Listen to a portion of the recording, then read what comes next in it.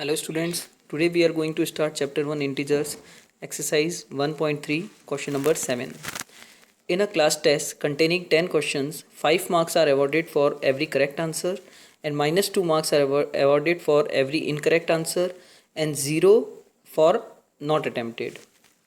इस क्वेश्चन में आपको ये कह रहा है कि टोटल एक क्लास टेस्ट के अंदर 10 क्वेश्चंस हैं जिसके अंदर करेक्ट आंसर करने पे 5 मार्क्स और इनकरेक्ट आंसर करने पे -2 मार्क्स और कोई भी क्वेश्चन अटैम्प्ट नहीं करे तो आपको 0 मार्क्स मिलेंगे।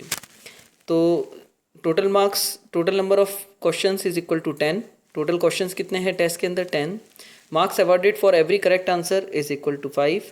Marks awarded for every incorrect answer is equal to -2। Marks for not attempted question is equal to 0। ये सारा आपको क्वेश्चन के अंदर गिवन है।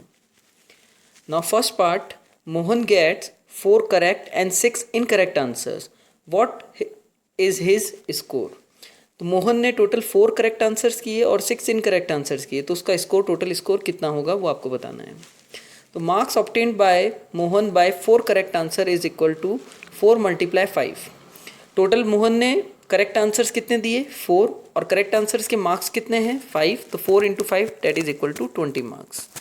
Marks for 6 incorrect answers, Mohan ने टोटल इनकरेक्ट आंसर्स कितने किए? 6, और इनकरेक्ट आंसर्स के मार्क्स कितने हैं? -2। तो 6 × -2 दैट इज इक्वल टू -12।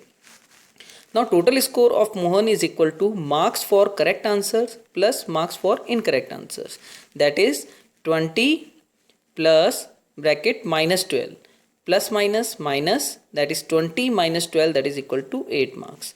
दस Mohan gets 8 marks in the class test. Mohan को टोटल 8 मार्क्स मिलेंगे क्लास टेस्ट में जब उसने 4 करेक्ट और 6 इनकरेक्ट आंसर्स किए। Now third part, Hina gets 2 correct and 5 incorrect answers out of 7 questions she attempts. What is her score? Total question कितने हैं class test के अंदर? 7। उसमें से उसने 2 करेक्ट दिए और 5 इनकरेक्ट दिए, तो टोटल उसने कितने अटेम्प्ट नहीं करे? 3 क्वेश्चंस उसने अटेम्प्ट नहीं करे। तो marks obtained by Hina for 2 correct answer is equal to 2 × 5 that is equal to 10 marks. Marks for 5 incorrect answers that is equal to 5 × -2 that is equal to -10 marks. And marks for not attempted question, कितने questions attempt नहीं किए थे? 3 questions, और कितने marks थे उसके? 0, that is 3 × 0 that is equal to 0 marks. Now total score of Hina is equal to marks for correct answer plus marks for incorrect answer plus marks for not attempted question. तो correct answers के लिए उसके कितने marks थे? 10 marks. Marks for incorrect answers that is -10. Now marks for not attempted question that is 0. तो 10 plus minus minus plus 0 that is 10 minus 10 that is equal to 0 marks. तो total Hina के कितने marks होंगे? 0 marks. Now question 8. A cement company earns a profit of ₹8 per bag of white cement sold and a loss of ₹5 per bag of grey cement sold. तो एक cement company है जिसको white cement का bag बेचने पे कितने rupees का profit होता है? 8 रुपीस का, और वहीं ग्रे सीमेंट का बैग बेचने पे कितना लॉस हो रहा है? ₹5 का। तो आपको क्वेश्चन के अंदर ये गिवन है, profit on 1 white cement bag is equal to ₹8, loss on 1 grey cement bag is equal to ₹5। तो फर्स्ट पार्ट में आपको बोला है a company sells 3000 bag of white cement and 5000 bag of grey cement in a month. What is its profit और loss? अगर एक company 3000 bag बेचती है वाइट सीमेंट के और 5000 बैग्स बेचती है ग्रे सीमेंट के एक महीने में, तो उसको प्रॉफिट होगा या लॉस होगा वो आपको बताना है, और कितना होगा। तो सबसे पहले आपको गिवन है इसके अंदर profit earn while selling 1 bag of white cement. White cement का एक बैग बेचने पे कितना प्रॉफिट हो रहा है? ₹8 का। और तो profit earn while selling the 3000 bag of white cement, तो अगर एक वाइट सीमेंट का बैग बेचने पे 8 रुपीज़ का प्रॉफिट हो रहा है, तो 3000 बैग्स बेचने पे कितना प्रॉफिट होगा? 8 × 3000 that is equal to ₹24,000। Now loss while selling 1 bag of grey cement, एक ग्रे सीमेंट बैग बेचने पे कितना लॉस हो रहा है? 5 रुपीज़ का। तो 5000 बैग बेचने पे, ग्रे सीमेंट के बैग बेचने पे कितना लॉस होगा? 5 × 5000 दैट इज इक्वल टू ₹20,000। तो आपको टोटल मतलब प्रॉफिट हो रहा है 24,000 का और लॉस हो रहा है 25,000 का.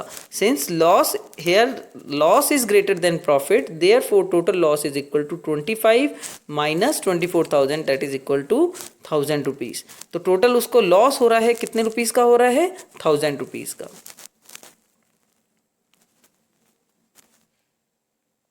Now B part.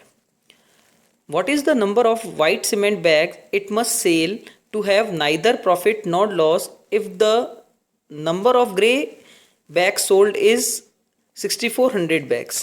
इस क्वेश्चन में आपको ये कह रहा है कि अगर उस कंपनी ने ग्रे सीमेंट के बैग 6400 बेच दिए तो वाइट सीमेंट के बैग कितने बेचें कि वो प्रॉफिट नाइदर मतलब प्रॉफिट भी नहीं हो और लॉस भी नहीं हो. तो हम मान लेते हैं कि let the number of bags of white cement be x. Now according to the question profit is equal to loss बोला है, नो प्रॉफिट नो लॉस, यानी प्रॉफिट और लॉस क्या है इक्वल. तो अगर हम बात करें अगर 6400 बैग अगर एक ग्रे सीमेंट बैग पे हमारा कितना लॉस हो रहा था, एक पे ग्रे सीमेंट बैग पे हो रहा था 5 रुपीज़ का लॉस. तो 6400 रुपीज़ के 64 बैग्स पे कितना लॉस होगा 5 इंटू 6400. अब प्रॉफिट की बात करें अगर एक वाइट सीमेंट बैग पे कितना प्रॉफिट हो रहा था हमारा 8 रुपीज़ का. तो एक्स सीमेंट हमने माना था number of bag of white cement कितना है एक्स, तो टोटल प्रॉफिट कितना हो जाएगा एक्स इंटू 8. तो अब हम क्रॉस मल्टीप्लाई करेंगे तो ये क्या हो जाएगा 5 मल्टीप्लाई 6400 डिवाइड बाय 8. जब हम इसको सॉल्व करेंगे तो हमारा कितना आ जाएगा 4000 बैग्स. तो इसका मतलब ये है कि कंपनी ने ग्रे सीमेंट्स के बैग बेचे 6400 तो वो 4000 वाइट सीमेंट के बैग बेचेगी तब उसको ना ही प्रॉफिट होगा और ना ही लॉस होगा. Now question 9. Replace the blank with an integer to make it a true statement. आपको यहाँ पर fill in the blank fill करना है. यहाँ पर आपको -3 एक इंटीजर दे रखा है और इक्वल टू में 27. तो यानी -3 में आप क्या मल्टीप्लाई करें कि आपका 27 आ जाए. तो यहाँ पर ये देखिए कि हमारा जो रिजल्ट है वो पॉजिटिव इंटीजर है और यहाँ पर एक आपको नेगेटिव इंटीजर दे रखा है. तो हमको एक नेगेटिव इंटीजर से इसको मल्टीप्लाई करेंगे ताकि आंसर हमारा पॉजिटिव में आ जाए. तो हम क्या करेंगे यहाँ पर 3 को हम किससे मल्टीप्लाई करें कि 27 आ जाए. तो 3 मल्टीप्लाई 9 करा हमने तो 27 आ जाएगा. तो यहाँ पर हमको -9 से मल्टीप्लाई करना पड़ेगा. तो -3 multiply -9 that is equal to 27. Now B part. अब यहाँ पर देखिए यहाँ पर आपको 5 दे रखा है, ये पॉजिटिव इंटीजर है और आपका जो आंसर है वो नेगेटिव इंटीजर है. तो हमको एक नेगेटिव इंटीजर से 5 को मल्टीप्लाई करना पड़ेगा ताकि आंसर हमारा जो है वो नेगेटिव में आ जाए. तो हम 5 में क्या मल्टीप्लाई करें कि 35 आ जाए. तो 5 मल्टीप्लाई 7 दैट इज 35. तो इसका आंसर क्या हो जाएगा 5 multiply -7 that is equal to -35. Thank you student.